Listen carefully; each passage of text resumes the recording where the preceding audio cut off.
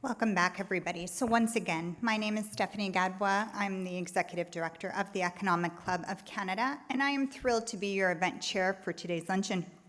The Economic Club is thrilled to kick off our fall event series with the very first in a series of 4 women's health-focused events. Today, we'll be focusing on future fertility, redesigning reproductive health in a new era. A big thank you to our event title sponsor today, Manulife, and thank you to our supporting sponsors, EMD Serono, Femtech, and Bird & Bee.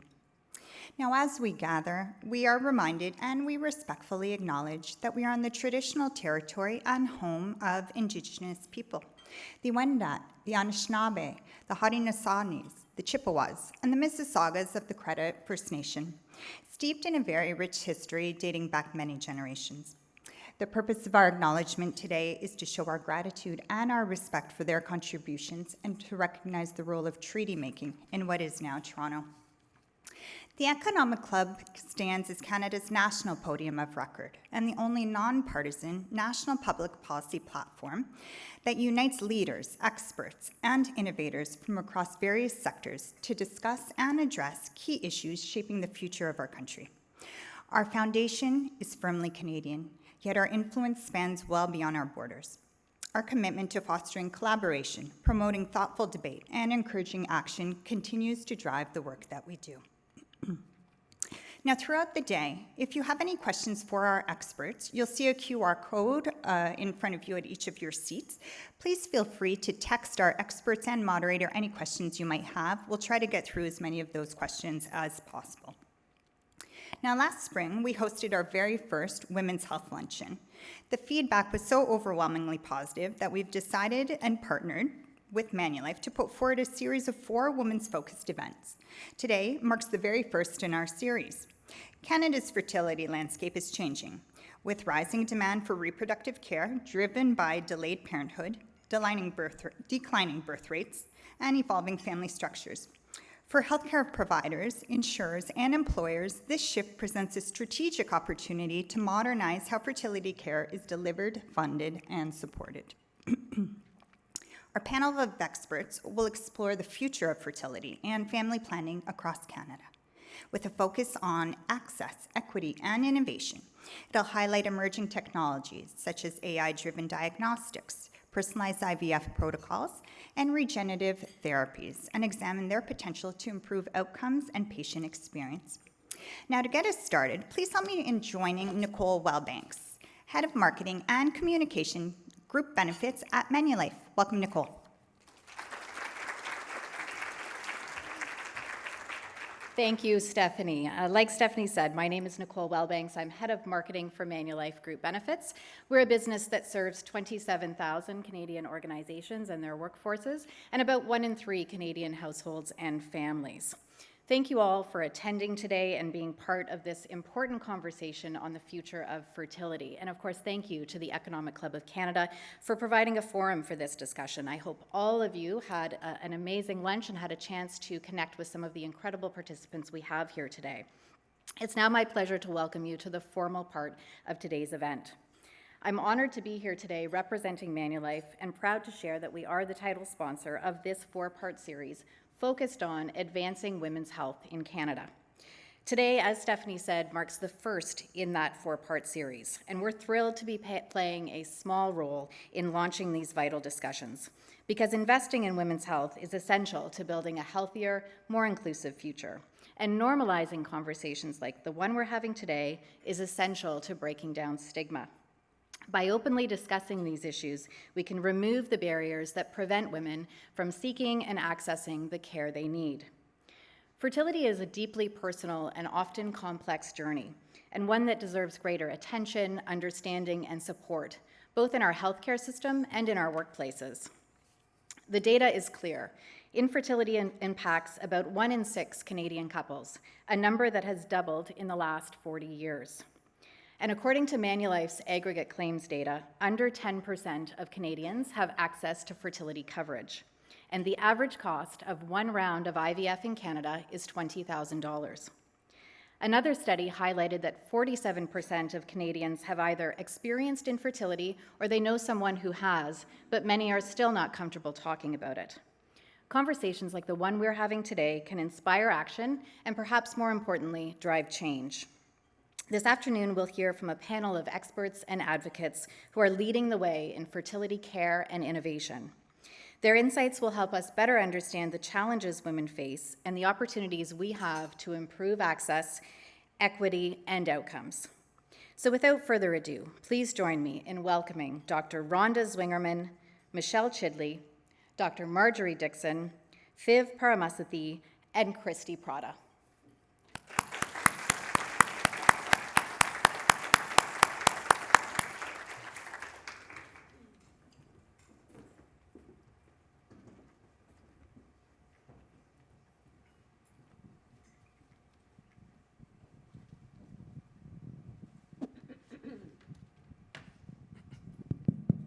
I think it's on. Yeah, very good.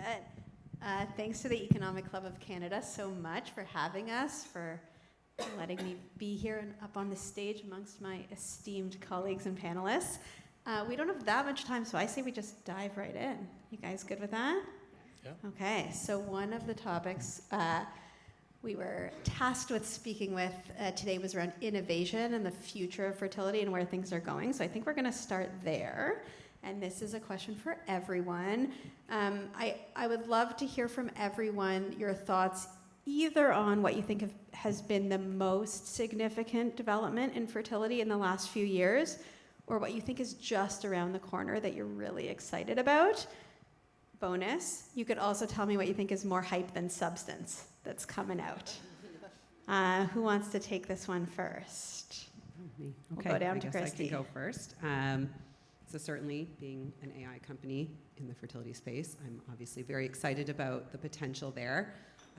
Our company focuses on identifying egg quality, and I think there's a lot of value that bringing more information and new insights, not just to patients, but also to clinicians in the journey, I think has the power to really transform the patient experience, but also change outcomes. But aside from what we're doing, I think there's some really exciting things happening in the technology space more globally. We're seeing companies looking at automating different parts of the process that I think really have the potential to elevate the capacity and access, right? I think that's a big theme for today. So some of these innovations are maybe a bit further out in terms of becoming reality, but there's a company out of Mexico City, for example, that's looking to automate the entire process from dish preparation, ICSI, all of that. I think it's very new technology, but it's super exciting when we think about how technology can, even more than just the day-to-day clinical and patient interactions, elevate the whole experience and take it to the next level in terms of transforming access. I can go next. I'm a bit biased because I have a male fertility startup, but I think there's some really exciting stuff going on there where we're finally men are finally taking it more seriously and being proactive there and doing their part and trying to get tested earlier and really understanding what's going on with their sperm health. So I'm really bullish and excited about that, but I agree with that example of innovation that's happening there. I've seen it's conceivable. It's amazing what they're trying to do, and I think that's really the innovation that we should be striving for and doing so that we can really get more access to care for everyone, and should be having it in Canada too. I think just generally I would say that patients need access, financial and geographical access. They need clear diagnosis, timely diagnosis. They want to know what their options are. They want to know what the cost of those options and the rates of success of those options.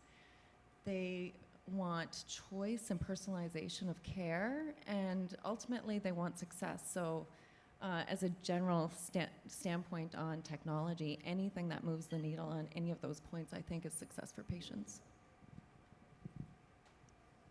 Okay, so I'm going to tell you what I really think. That's why we're here. Yeah, so we want the talk real about deeds. what has been sort of game-changing. That was one of your first questions. I would say vitrification and egg freezing and people's access to egg freezing. Because before 2013, because I've been doing this for 23 years now. Before 2013, we couldn't freeze eggs. And so, I mean, we tried, but then we thawed them and we couldn't make babies lots. So outcomes were really awful. There's been a revolution, I think, by virtue of the access to vitrification and a lot of clinics that are offering it.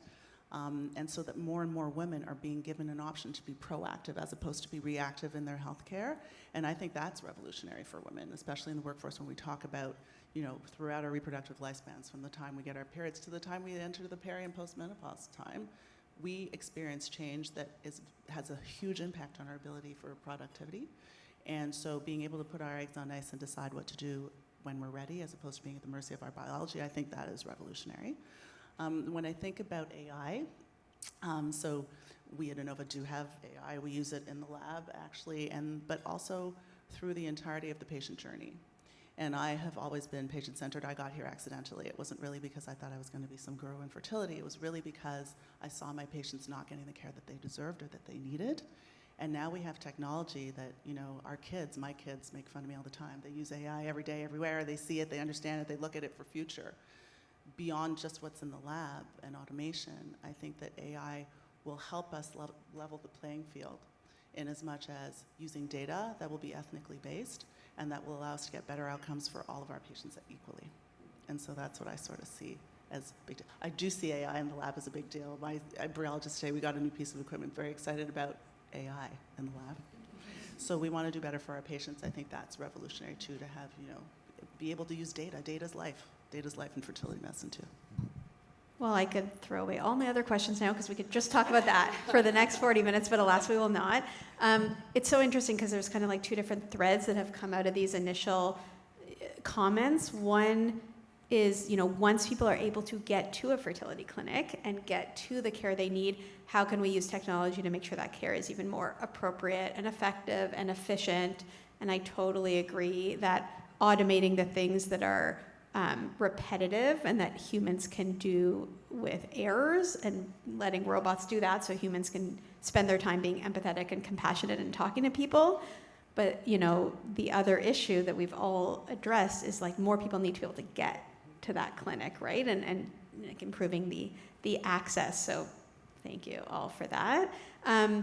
Maybe we'll just kind of pick up on that and talk about how we can balance the need for that innovation and for being disruptive with the need for government oversight or oversight in general. And this can be for anyone who wants, but just how do we think about that need for speed, but still that need for some, let's call it reasonable oversight. Anyone want to take that one? I can start. I can speak from the company perspective in how we think about it and what I think is important. I think there's regulatory oversight, right? Like getting Health Canada approval, FDA approval, CE mark, all of those things that really are often more about your QMS system and how you do procedures and policies to make sure you're careful and safe with you know, creating and kind of scaling medical technologies.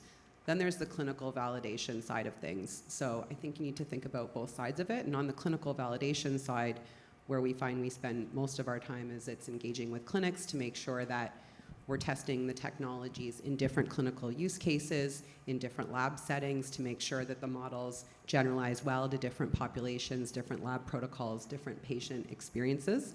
So making sure that you're doing that not just clinic by clinic, but region by region, in addition to the regulatory, is really important, particularly to the point that you brought up around data and making sure that data is representative. That's why we always work to make sure we're partnering with a clinic in a region before going into that region to validate the data and to make sure that our model performs just as well on those data set as well.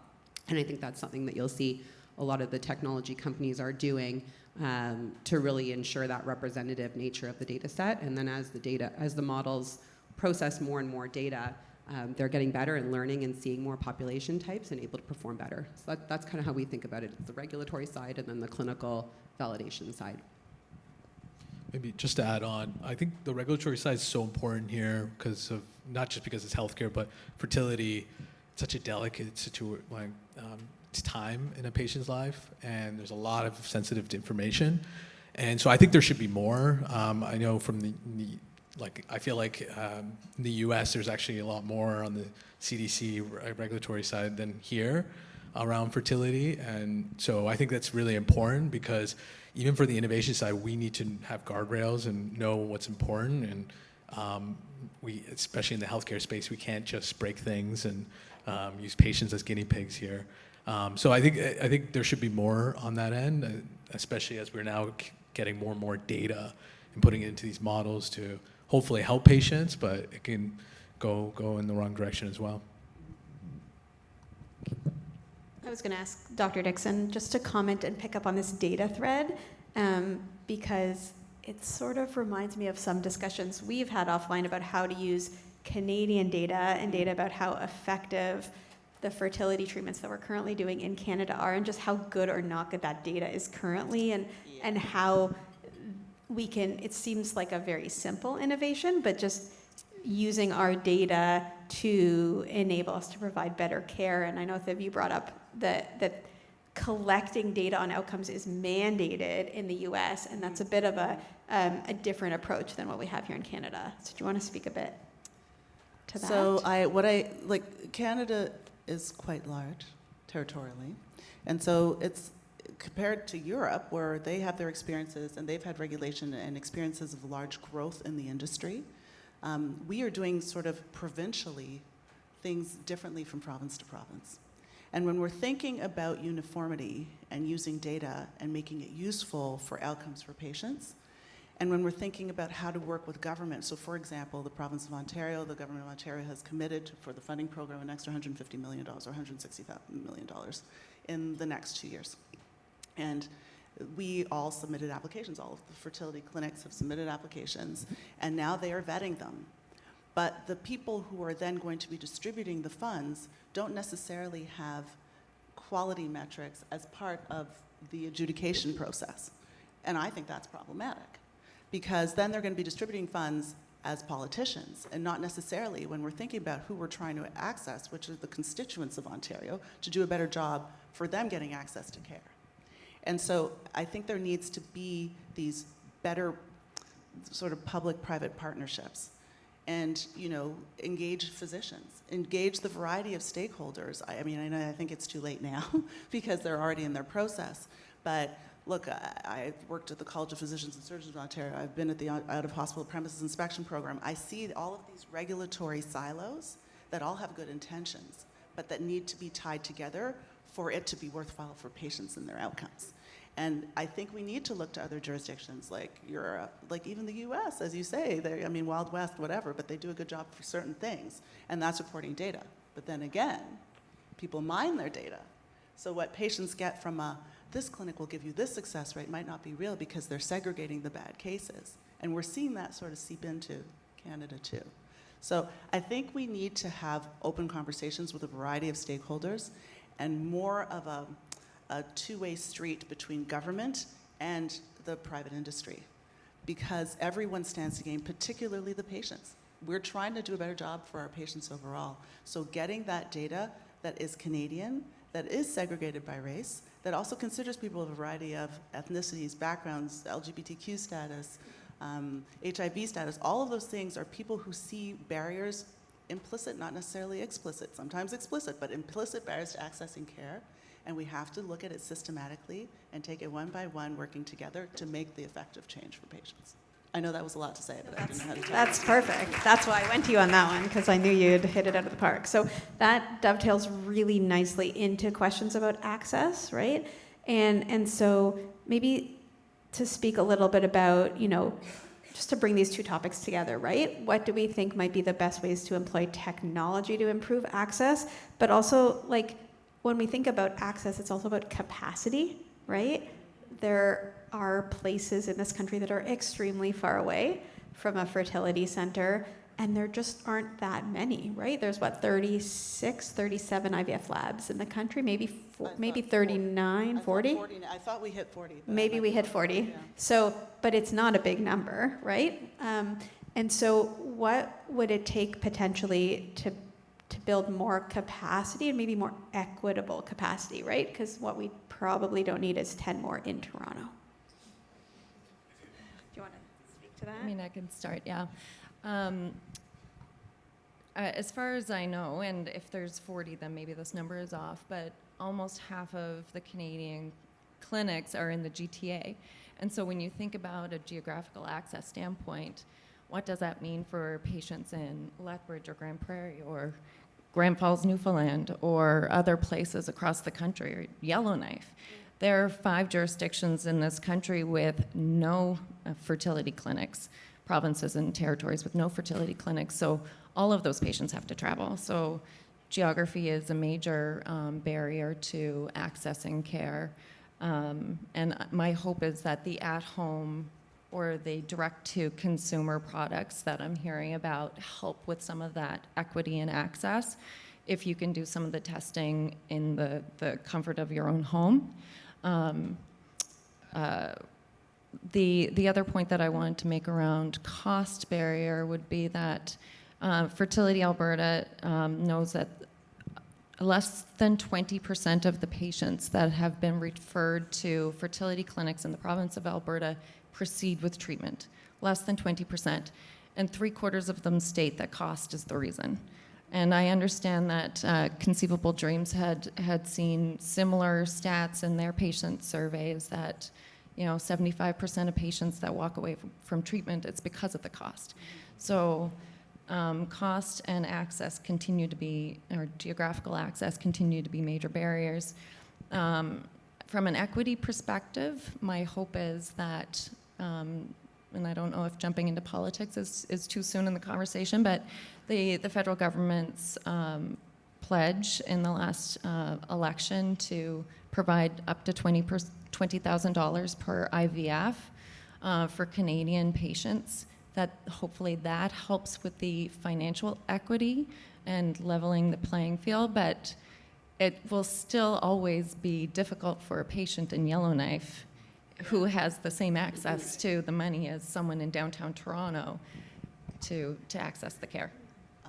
And to speak to that, because you just hit on something that's a passion project for me, it's really how do we get companies like Manulife and companies that are insurance companies, that people have benefits that include fertility benefits, because there are a lot of individuals who still see fertility as elective, but it is hugely impactful on many Canadians' lives. Everyone should have a right to a family, regardless of their geography or who they are. And that's why I think it's also important. It's going to be the advocacy groups, because governments believe the constituents more than they'll believe the people who are providing the care, which I think is fair. But they have to look at benefits. We've all known of the patients that have switched from one job to the next so that they could actually have fertility benefits, or even just accommodations. How do you cycle monitor when you're, when you live far? People who live in the north have the Northern Travel Grant, but then when they come into the city, they have to stay somewhere. And we've been dealing with that for the past 10 years, and it hasn't really gotten better. And so I think we have to put our heads together to sort of mesh in all that we can from the perspective of benefits, advocacy, and try to get it uniform through the country so that it's equitable regardless of the province that you live in, that you should be able to access care financially too. Viv, do you want to just pick up on the at-home testing piece that was mentioned and maybe speak to what you know is going on in that area? Yeah, there's, especially with our solution, we've really are strong proponents of trying to do more at home. But I think fundamentally it just brings up the point that innovation can help bring more access to care, and it could be at home or it could be nearby. Like, I think that piece, there's a lot of activity going on, but government and the health system need to adjust and really invest in that. Like, one question I have is, why aren't we thinking about creative care models? We all think fertility clinics are the traditional lab and clinic, but why not think of different models where we can actually reach out and do cycle monitoring in other locations, and provide stipends when they're traveling? Like, let's get real on actual solutions there. And technology can play a role there, but overall we need the other parts to fit in. And if we don't have the right care models, this is not going to work. So I really want to focus on that, because you can bring more and more of these technologies, and I've seen a lot of innovations actually more so die and close down because they weren't getting adopted. Yeah. Yeah, I think that's a great point. I think a lot of us probably who do it day in and out could think of other care models, but it takes a lot of investment. Mm-hmm. And beyond that, you then do need the regulators to also adapt And, you know, if you want to be able to go reach people where they are to do blood work and ultrasound, you need oversight that doesn't expect you to build a mini hospital every time you're doing an ultrasound, right? And so it kind of has to match. And I think there's still sometimes a mismatch. There's a huge mismatch. Okay, there you go. Rhonda, come on, man. Come on, man. There's a huge mismatch because right now people recognize the need, but then it can't be. That's why I say public-private partnerships, because it can't be all up to the people who are investing in the stakeholders in the industry. And when you think about cost, it's hard to balance because you have innovation, you have technology that improves outcomes, but then there's cost. And even in the design of the provincial program, you know, how we do it now is we can do one frozen transfer that's part of the program, and all the other transfers are on the clinic. And so that's cost to the clinic. It's great for patients, it's bad for the clinic owners. And the patients don't really understand, nor should they really be shouldering it. And I think there needs to be a better understanding, and there are clinics then that will do a better job on their non-funded cases than on their funded cases. And so we're not. And that's data that's hard for people to get. I understand, because Yeah. people will not share that data because they will segregate it. And so these are all the conversations that we need to have so that when the people are making the decisions about how to distribute funding in an equitable way, they don't end up shooting all the patients in the foot, getting them to have a less efficient or effective process and having less good outcomes than other people who are paying out of pocket for all the fancy technology that they can access. Yeah, there's so many layers, and you know, right now we are just on the tail end of building a new IVF center out in Vancouver, and the degree to which it was made challenging for us to come in, provide all the capital, and provide much needed care to the people of British Columbia is frustrating, because we're trying to do a thing. And it's like a whole other country and jurisdiction. Every regulation we're like, is oh, different. we've done The this in colleges- Ontario. We've learned some lessons. We know how to order drapes. We know what sinks we need. We're like, no, nothing applied, because you know the walls can't be this color, and each of your recovery rooms has to be as big as an operating room for some reason that clearly doesn't apply in fertility. And I'm really not actually being hyperbolic, but you know, if we want to increase capacity, and there's people who are then willing to build capacity, let's work together in a private-public way to build that capacity in a way that not only provides access and care, but provides good outcomes, right? And I think we should say something too, when you talked about the first question, about what was one of the game changers, technology. Being able to see patients virtually. When I first saw patients, they wanted to sit across, tell you about their kids, talk about the weather or whatever. Like now they're like, 20 minutes, you were supposed to be in your team's meeting 5 minutes ago. Like, where are you? Because I have another meeting in 20 minutes. It's changed. It's allowed more people to get to care though. And so when we're thinking about access, I think, you know, this sort of was catapulted through COVID. I was doing Skype before COVID. We had OTN, do you know Ontario I used Telehealth? OTN. It's yeah. the worst Terrible. platform, but Yeah. it's what's provided by the Ministry of Health and Long-Term Care. I'm not knocking anybody, just for the record. I'm super happy it exists. It's just not quite but as sleek it's- as logging into Zoom. It's we'll just say. challenging. And then you go to see your colleagues in the States, and you're like, you have what? And that's readily available through their insurance program, and they're for 3 cycles covered. So we have to look to other jurisdictions, not reinvent the wheel, and then see how we can use our public-private partnerships to do a better job for all Canadians. Awesome. So maybe we'll pick up on that, and this can be for anyone or everyone. Are there areas around fertility and innovation where you think Canada's leading the way? And maybe some of the people on this panel will obviously make an argument for that. And I guess, what are the things that you're seeing in other jurisdictions that you're feeling like, oh, okay, we gotta get on that and be early adopters and learn from those other jurisdictions? This one's eager to speak. I'll so let if you somebody want- else start. I'll come in. Well, I would be happy to start by saying I think Canada's on the map in terms of AI, right? We all know that generally Toronto, Montreal, the corridor is on the map globally from AI. And I think, you know, looking around the world at my peers in the AI and the fertility space, we're up there as kind of the leader globally, which is really exciting to put Canada on the map in terms of, you know, leading research and technology validated in all these countries all over the world. And, you know, we're in use in over 200 clinics around the world, which is exciting. So certainly I think we're leading there, and that's a testament to not just the technology companies, but the clinics that groups like ourselves have partnered with to develop this, right? It's not something that someone can independently go and make up an AI and go and deploy it globally. This relies on good partnerships with clinics and real data. So we're Canadian-born innovation. So I think that we are on the map globally in terms of that. One thing that I've seen, in terms of things to look towards other countries for, we do a lot of work in Latin America, and I continue to be inspired by the pace at which these clinics are willing to adopt new innovations and test and try out new things. Now, I'm not knocking Canada for that. I think we do a really great job of that here too, and I have a lot of peers in the industry who are using our technology, which is great, but I've been really impressed just with the pace at which these Latin American clinics are willing to adopt new technology, do new studies, do different pilot programs with us, try out our new products. We do a lot of co-development. So it's really interesting to see what those of us in Canada might consider to be the developing world.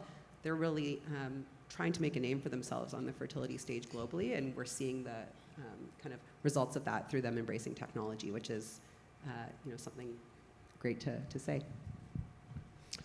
Something similar for me is around the talent. Like most of our AI or machine learning engineers are actually from Toronto, so that's for sure. I think a plus here. The one thing though, and I'll say this from my perspective, I've been building startups for my entire career. The adoption is a problem here, where I had to take our solution to the US first and get adoption there, get users to give us feedback, clinics to work with us, to give us the data to work and actually help patients. And now we're finally coming here. And I think that's a major problem because we have the talent. It's not that we don't have smart people or the technical warehouse. Like a lot of AI scientists are here, but it's that adoption piece. And I think fundamentally, I think we've said it a few times, is that public-private partnership where we should be having a lot of our solutions in every clinic in Canada. But it's not. And I think that's a major problem for real technology innovation to happen. Why are we giving it to the US or Latin American countries when they were born here?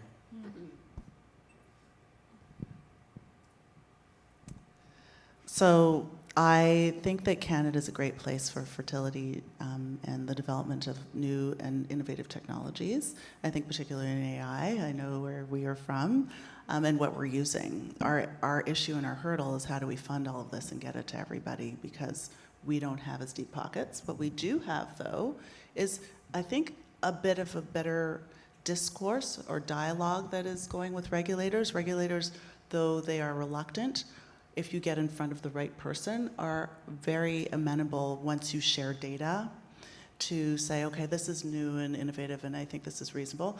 Canadians are never the first adopters. We're chicken. We're like happy with silver medals and everybody else gets gold, and we're really happy that we have 6 silver medals or whatever it is at the Olympics. Like that's sort of the Canadian way. And so getting people who are competitive and who want to, in the AI field, yes, we do have it. But I mean, I remember, I guess it was like 2009, 2008, where we started about vaginal incubation modules because we were trying to get IVF that was low cost, efficient IVF to more people, but we were really bad at it. And so we were going to set up all these labs, and people could put eggs and sperm with the gametes into these things and put them in their vaginas, and hopefully they'd grow embryos. And it gained some, but it didn't have a lot of evidence and process to it. And whilst it was an amazing idea, and it would have brought IVF to the masses, low-cost IVF, it failed. Well, it's coming back again in a European version. So I think it's interesting to look at what the history of fertility and sort of resuscitate some of the things that didn't come out successfully because we didn't have the business acumen, we didn't have the numbers, we didn't have the huge supercenter IVF centers that they have, the huge groups. But again, we must remember that the point is our patients and outcomes. And so even though we find something that brings more people access, if it brings you more access, and you have a success rate of 5% of the time, whereas with the newest technology, people are getting a 60% success rate. That's not equitable either, right? No, that's access, but access to the wrong thing. Yeah. Right, I would argue. So this one's for Michelle. We're gonna talk a little bit more about advocacy. I would say, and I think most people would agree, that there has been some lessening of the stigma around talking about fertility. Certainly there's been a lot more openness online about it, but I'm curious from your point of view, like whose voices do you think still aren't being heard, and like where do you think we still need to be putting in the most effort, I suppose, in terms of like pushing that advocacy piece forward? No, anyone else can answer after you, but I want to throw it to you first. Good question. First, I just want to say that I think we've seen a lot of momentum and a lot of change quickly over the last number of years. In the last 2 years since Fertility Alberta started our advocacy work, we've seen programs start or increase what they offer in 7 jurisdictions in this country. Most of that change has happened in the last 12 months. So I do think that we're seeing some movement in Canada, as much as it feels slow sometimes. And if you notice in the last US election, both political parties were publicly advocating and supporting IVF. President Trump, however you feel about him, signed an executive order to increase access to IVF for Americans in the last federal election. We saw that the Liberal Party of Canada's campaign promise to provide funding for Canadians for IVF. So I think all of that change and progress has been because of the people in this room, the advocacy that's been done across this country, in the US, in Europe, and around the world. And so I feel like there is momentum and it's continuing. Who is not being talked about and represented? I would say we tend to talk about infertility, the 1 in 6, the medically diagnosed infertility. But there's many people that require fertility care to build their families. 2S LGBTQIA+ couples that want children, single parents by choice, yes. Sometimes single men. Yeah. Yeah, sorry. People with genetic diseases that want to do IVF and genetic testing to break the chain of that genetics, as well as fertility preservation. So people who want or need to preserve their fertility either to protect against age, so elective egg and sperm freezing, or an area that we're working a lot in these days is preservation for other medical reasons, such as cancer. So when someone gets a cancer diagnosis, before they move forward with their treatment, the ability to preserve their fertility is really important. And so that's a community, a demographic that we don't talk about a lot when we talk about infertility, I find, because they're not infertile. They have found themselves in a position where they need fertility care to hopefully successfully have their own children someday, but they've gotten there from a different medical path. So I think you probably have more comments, Dr. Dixon. That's anyone else? I could probably have more comments, chime Dr. in? Dixon. I got that reputation today. But what I would say, I mean, like even that's where Nova was born. It was born out of like, I came out of training in the US, came back to Canada 2004, and it felt like the only thing we dealt with from a fertility perspective was a very typically heterosexist approach to infertility. And I came from a state of Vermont, which was very pro 2S LGBTQSI+ community, right? And then also a lot of single individuals wanting families, and it wasn't represented in our patient population. And so I think it's very important to remember images. People, you can only be what you can see. And so much of the community, I mean, I come from the community, my kids are donor conceived. No, they're not kids, I guess they're 20 and 18 and 16, they're people, they're just people. But we're born of IVF, and so at the time, I remember the community, even when I came back to Canada, I was told, Margie, that's illegal. You can't, oh yes, Rhonda, yes. You can't do this because the laws prevent us, prohibit us, it's illegal in Canada, people have to go to other jurisdictions. There was a lot of fake mythology around, other individuals who were seeking fertility care who didn't have access to it. That's changed a lot now with diversity, equity, and inclusivity. People see other people and say, okay, these are the processes. But even to this day, in our third-party program, we have so many, same-sex male couples who are like, okay, well, there were benefits in my company for all these people that we weren't included. It's changing, but that is I think that's going to be a big part of advocacy moving forward.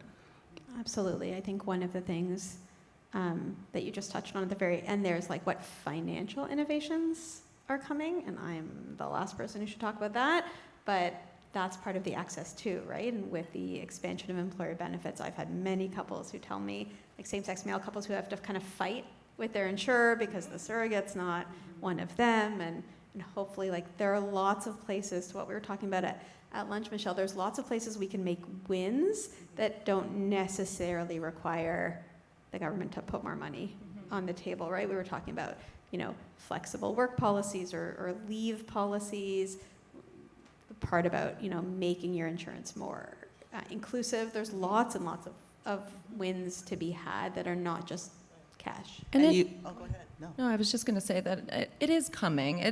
Again, it's slow, but Manulife has a really great policy options, and the insurers have come a long ways. And what we've seen in Canada as well on the employer side, in just a few years, the amount of employers offering fertility and family building benefits has doubled, but also the dollar amount that they offer has also doubled in just a few years. So it's slowly coming, and I do think it is becoming more inclusive because of the pressure on companies to meet DEI targets. And At least in Canada. yeah. Yes. We got a question from the audience, so we're going to do that.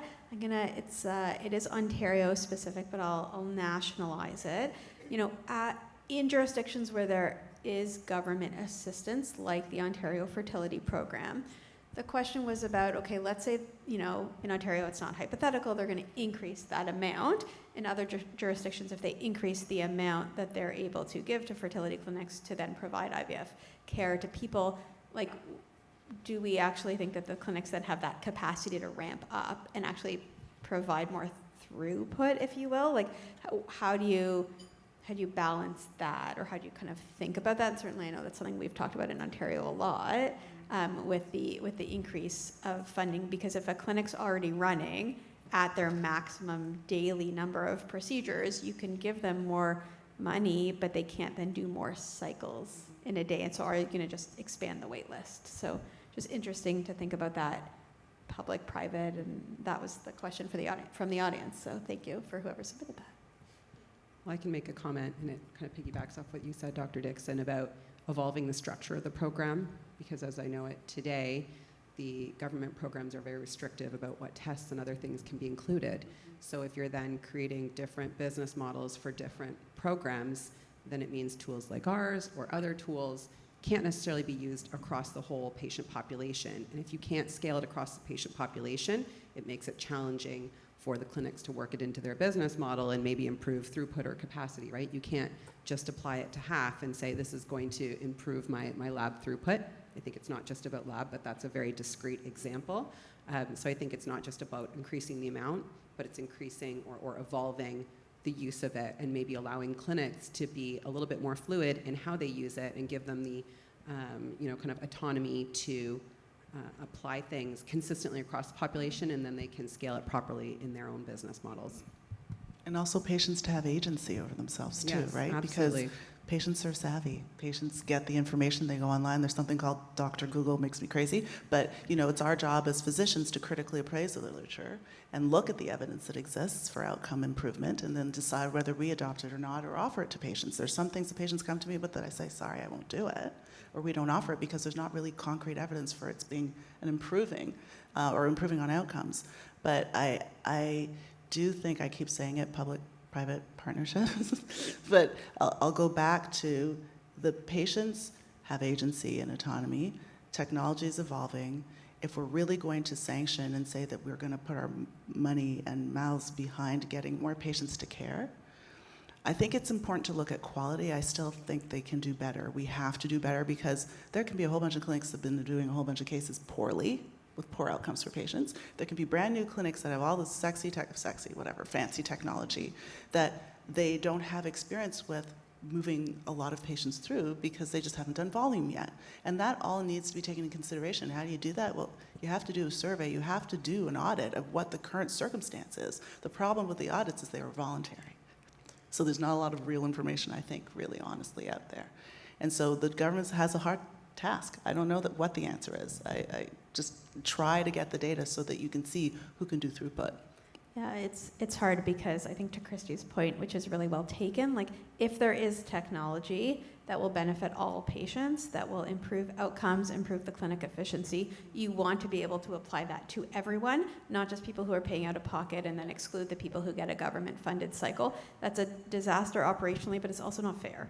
And on the other hand, if you're getting pressure to add on or adopt something that maybe has less evidence behind it, you don't want to necessarily roll that out. And that's a hard, we can navigate the evidence behind that and what we want to offer and what we don't, but from a regulator point of view, it's much trickier. And I think one last thing I'll say is that as a physician owner, and I know as a physician owner, that I have tiers.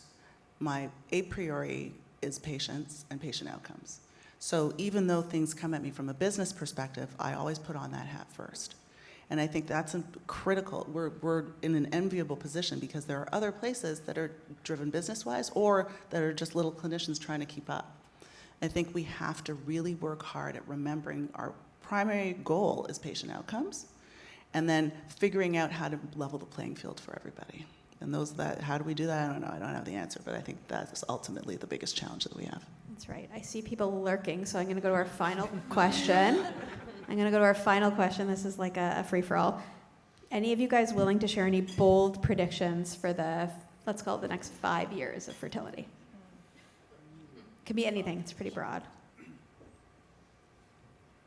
I think that I'm pretty bullish that the government's actually going to change their ways and try to adopt more. I feel like the times are changing, so maybe I'm an optimist, but I feel like, especially in Ontario, but that I would see in the next 5 years that there's going to be more support coming from there. I'll stick to my automation piece, and not just because I think it addresses capacity, but I think it does help clinicians and other care providers function to their full scope of practice and have more time and space to focus on the patient experience, which, I think we all know a good patient experience and an informed patient experience can actually impact outcomes, right? So I think the technology can play a role, and very bullish about that because it allows all the care providers to focus more on time with the patient and optimizing that. I'm excited about genetics. I'm excited about what future new genetic technology availability, screening, so that we can be proactive instead of reactive. We're chasing infertility. And I think that we have to sort of change our mindset. And there's a lot of research, basic science research ongoing, looking at screening people ahead of the pass.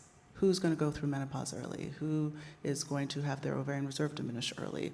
Who is going to need to access fertility care from a male perspective ahead of the line? So I think if we can hone into the genomics of this and then make it accessible, we won't be dealing with 1 in 6. We'll be dealing with 1 in 100. I remember when it was 1 in 6, we'll say.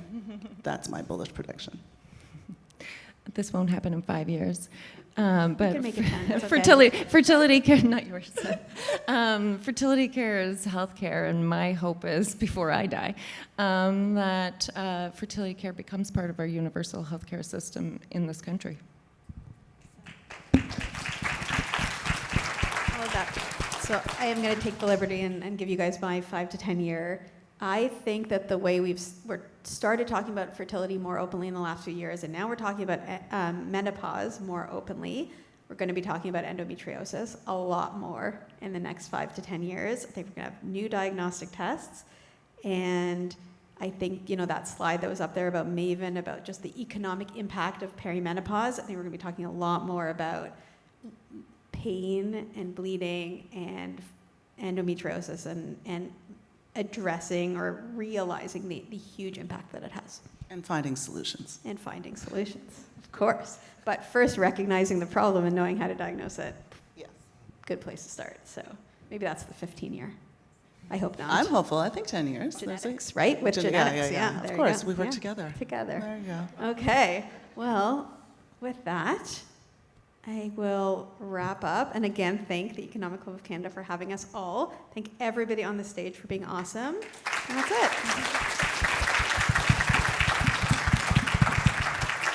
Thanks, Rhonda, for facilitating a great convo. I have the pleasure to close this off before you go to your next Zoom meeting. But I want to thank the panel today, not only for sharing your expertise, but also playing a very active role in shaping what the future of fertility care can look like in Canada. And I think that's very important work that you guys do, and I think we should acknowledge that. You mentioned the number 1 in 6 Canadians. For those sitting at your tables, that's approximately someone at your table right now who will access fertility care in their lifetime. And we learned today, it's a deeply personal story, and one that's sometimes uncertain due to geographical and economic factors. And at EMD Toronto, we are a pharmaceutical company that support patients going through their fertility journey. In my role in access and government affairs, I spend a lot of my time bringing together stakeholders and having important conversations like this to shape a future with less barriers. We believe and really strive towards, a Canada where those who want access to start a family can do so when they need it, where they need it. And 2024 was a really pivotal year.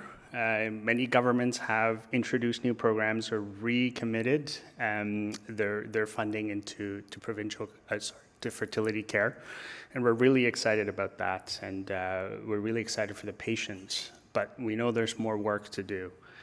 But for us, we believe at the heart of all this is beyond science and technology. It's really the human story. It's the first embrace of a newborn.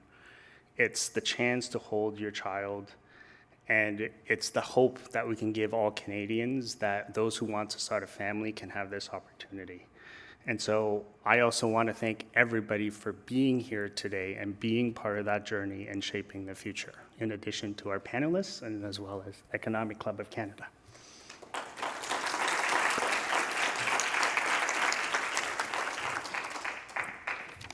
Okay, so once again, a big thank you to our moderator and all of our panelists and experts today. The discussions that we've had have only really scratched the surface of what we will be getting into over the course of the next year. A big thank you to our event partner for our entire women's series, Manulife. And thank you to our session sponsors today, EMD Toronto, Burden B, and Femtech Canada. Now, please mark your calendar for some of our upcoming ECC events. On October the 6th, we have Investing in Women's Health, Economic Gains Through Early Detection and Precision Medicine for Gynecologic Cancers, supported by AbbVie. On October 10th, we're hosting a breakfast featuring an in-depth conversation with Peter Rudlich, the superintendent of OSFI. October the 30th, we're hosting our very first Maple 8 Pension CEO Breakfast, supported by Tories. And finally, on November 10th, join us for our second in our official women's series, led by Manulife, supported by Astellas and Femtech Canada. For that particular event, we will be focusing on the menopause journey. And stay tuned for our third in our series, which will take place in February, and we'll be digging into all things endometriosis. Registration's open for all of our events on our ECC website. A big thank you to everybody for coming today, and we'll see you next time.